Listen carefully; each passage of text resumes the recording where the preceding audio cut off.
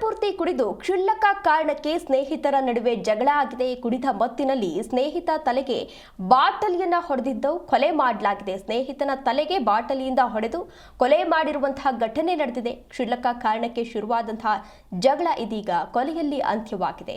ಮಂಡ್ಯದ ಉತ್ತರ ಕಾವೇರಿ ಹಳೆ ರೈಲ್ವೆ ಸೇತುವೆ ಮೇಲೆ ನಡೆದಿರುವಂತಹ ಘಟನೆ ಇದು. ಬೆಂಗಳೂರು ಮೂಲದ ಸುರೇಶ್ 26 ವರ್ಷ ಕೊಲೆಯಾದ ದುರ್ದೈವಿಯಾಗಿದ್ದಾನೆ. ದೃಶ್ಯಾವಳಿಗಳಲ್ಲಿ ನೀವು ಕೂಡ ಇದೀಗ ಗಮನಿಸ್ತಾ ಇರಬಹುದು. ಸುರೇಶ್ 26 ವರ್ಷ, ಈತನ ತಲೆಗೆ ಹೊಡೆದು ಕೊಲೆಯನ್ನ ಮಾಡಲಾಗಿದೆ. ಕೊಲೆ ಮಾಡಿ ಸ್ಥಳದಿಂದ ಮಂಡ್ಯದ ನಿಖಿಲ್ ಅಂದ್ರೆ ಮತ್ತೊಬ್ಬ ಸ್ನೇಹಿತ ಏನಿದ್ದ, ಈ ಸುರೇಶ್ ಸ್ನೇಹಿತ ಏನಿದ್ದ ನಿಖಿಲ್, ಆತ ಸ್ಥಳದಿಂದ ಪರಾರಿಯಾಗಿದ್ದಾನೆ. ಶ್ರೀರಂಗಪಟ್ಟಣಕ್ಕೆ ಬಂದಿದ್ದ ಇಬ್ಬರು ಸ್ನೇಹಿತರು ಹಳೆ ರೈಲ್ವೆ ಸೇತುವೆ ಮೇಲೆ ಮದ್ಯ ಸೇವನೆಯನ್ನ ಮಾಡಿದ್ದಾರೆ. ಇಬ್ಬರು ಮಾತುಕತೆಯನ್ನ ನಡೆಕೊಂಡು ಮದ್ಯ ಸೇವನೆಯನ್ನ ಮಾಡಿದ್ದಾರೆ. ಈ ವೇಳೆ ಇಬ್ಬರ ನಡುವೆ ಕ್ಷುಲ್ಲಕ ಕಾರಣಕ್ಕೆ ಮಾತಿನ ಚಕಮಕಿ ನಡೆದಿದೆ.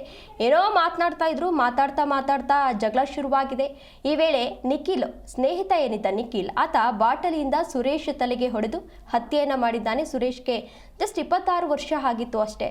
ಹತ್ಯೆ ಬಳಿಕ ಸ್ನೇಹಿತ ನಿಖಿಲ್ ಸ್ಥಳದಿಂದ ಪರಾರಿಯಾಗಿದ್ದಾನೆ. ಸ್ಥಳಕ್ಕೆ ಎಸ್ಪಿ ಬಾಲದಂಡಿ, ಶ್ರೀರಂಗಪಟ್ಟಣ ಪೊಲೀಸರು ಈಗಾಗಲೇ ಭೇಟಿ ನೀಡಿ ಪರಿಶೀಲನೆಯನ್ನ ಕೂಡ ನಡೆಸಿದ್ದಾರೆ. ಸ್ಥಳದಲ್ಲಿ ಸಿಕ್ಕ ಮೃತನ ಮೊಬೈಲ್ನಿಂದ ಕೊಲೆಗಾರ ಆರೋಪಿ ಯಾರು ಅನ್ನೋದು ಈಗ ಪತ್ತೆಯಾಗಿದೆ. ಅಂದರೆ ಆ ವ್ಯಕ್ತಿ ಸಾವನ್ನಪ್ಪಿದ್ದ ಅಲ್ವಾ, ಅಂತಹ ಸಂದರ್ಭದಲ್ಲಿ ಆತನ ಮೊಬೈಲ್ ಸಿಕ್ಕಿದೆ. ಮೊಬೈಲ್ ಸಿಕ್ಕಿದಾಗ ಆ ಮೊಬೈಲನ್ನು ಪರಿಶೀಲನೆಯನ್ನ ಮಾಡಿದ್ದಾರೆ. ಆತ ಲಾಸ್ಟ್ ಕಾಲ್ ಯಾರಿಗೆ ಮಾಡಿದ್ದ, ಯಾರ್ಯಾರ ಜೊತೆ ಮಾತನಾಡಿದ್ದಾನೆ ಎಲ್ಲವನ್ನ ಕೂಡ ಪೊಲೀಸರು ಈಗಾಗಲೇ ಪರಿಶೀಲನೆಯನ್ನ ನಡೆಸಿದ್ರು. ಅಂತಹ ಸಂದರ್ಭದಲ್ಲಿ ನಿಖಿಲ್ ಕೊಲೆ ಮಾಡಿರೋದು ಅಲ್ಲಿ ಗೊತ್ತಾಗಿದೆ. ಸುರೇಶ್ ಪೋಷಕರು ಕೂಡ ಮಾಹಿತಿಯನ್ನ ನೀಡಿದ್ರು. ಕೊಲೆಗೈದು ಪರಾರಿಯಾಗಿರುವ ಆರೋಪಿ ನಿಖಿಲ್ಗಾಗಿ ಪೊಲೀಸರು ಕೂಡ ಈಗಾಗಲೇ ಶೋಧ ಕಾರ್ಯವನ್ನು ಮುಂದುವರೆಸಿದ್ದಾರೆ.